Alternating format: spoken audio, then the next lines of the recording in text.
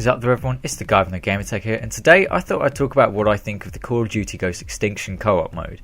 Now, first things first, this mode actually looked pretty cool. The trailer was unbelievably awesome. I loved the trailer for it, and it really did hype the mode up quite well. And then when it came to actually playing it, it was a lot different to what I was expecting, because you had abilities, you had classes, you had sort of strike package stuff, and it was actually quite an interesting way of looking at it. And I think it's actually quite a good mode in general. Now, admittedly, the first map didn't seem to have much to it. It was just you go around and destroy some hives and then you get out, which a lot of people didn't like. It didn't seem to have any reason for this. It was just like, hey, here's some aliens, kill them, destroy the hives, get out and set off a nuke. And a lot of people didn't like that. They also didn't like the fact that you couldn't do unlimited waves. Now, the reason why you can't do unlimited waves is because it's sort of an objective-based game mode, but it doesn't mean that you can't see how long you can hold off from aliens, because all you need to do on the original maps, like Point of Contact and also on Nightfall you can do this. I'm not sure about later maps, but I know you can do it on these two, is if you just wait around long enough, a bunch of aliens will just start spawning and then you can just start killing as many as you want. And that's the thing, you can actually in some aspects do unlimited waves, but it's not the same as zombies.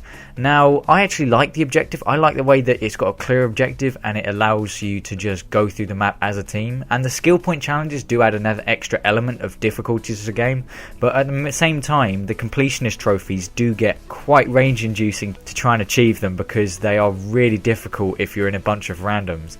Luckily, on my first escape on Point of Contact, I managed to get the completionist trophy, but that is the only one I managed to get. All the other maps I've failed like by one challenge or something like that, which is really annoying. It's like I'm so close, but I just can't quite get it. And then as the DLC maps were released, the game mode actually started to develop a story, and I thought the story was actually quite good. It made me reconsider what I thought originally of the zombie storyline, because the storyline in Extinction is really coherent. Now, I'm really sorry, this video does have spoilers in it, and I'm basically going to explain the story. And basically what happens is it finds out that the aliens, or cryptids as they're called, are like a pre-human species that was on the planet. They then went into hibernation because they were fearing a meteorite or shower or something of the sort, and now they've come back out and they started killing all the humans.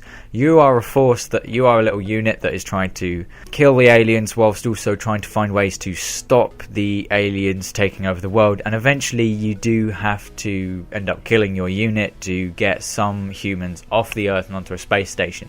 And the way the story was told through the intel was actually a really coherent way of doing it. I really liked it, and I liked the way the maps had part of the story in them as well, which I thought was really cool. And it is a very coherent and clear and easy to follow story, which I really like. It makes it sense, and it is, well, not feasible, but it is plausible. It's like, yeah, that makes sense, and it makes sense why that happens. And I like the way that the story was then linked to the first map, and how some of the intel was like, well, actually they analysed sort of what they saw in the first map, and it shows that the aliens are actually extremely intelligent and have sort of knowledge of military strategy.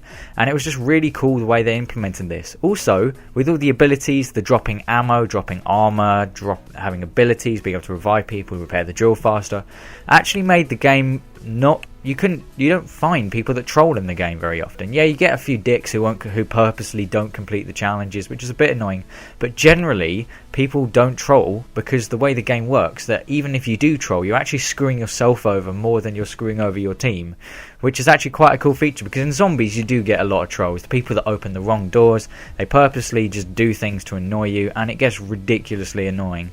But in Extinction, it is almost impossible to troll. Yeah, there will be some people who have trolled and do troll, but you very rarely run into them, and I do like that. And now when I look back at zombies, it's like, well, if Infinity Ward in one game made a story that's pretty coherent and easy to follow, what the hell have Treyarch been doing? If you guys really want me to, I thought I liked the Black Ops 2 and Zombies storyline. But if you want, I can do my own little rant about what I now think of it now that I've looked into it, because it really does annoy me when I look back to the Black Ops 2 Zombies, especially the final map. But I do hope you've enjoyed this video, guys. I do really like Extinction, and I am still playing it. Depending on what I think of the Advanced Warfare co-op mode, depends on whether I will play that or whether I'll go back and play Extinction when I want a co-op mode. But I do hope you enjoyed. This has been the guy on the Gamertag, and I will see you on another video.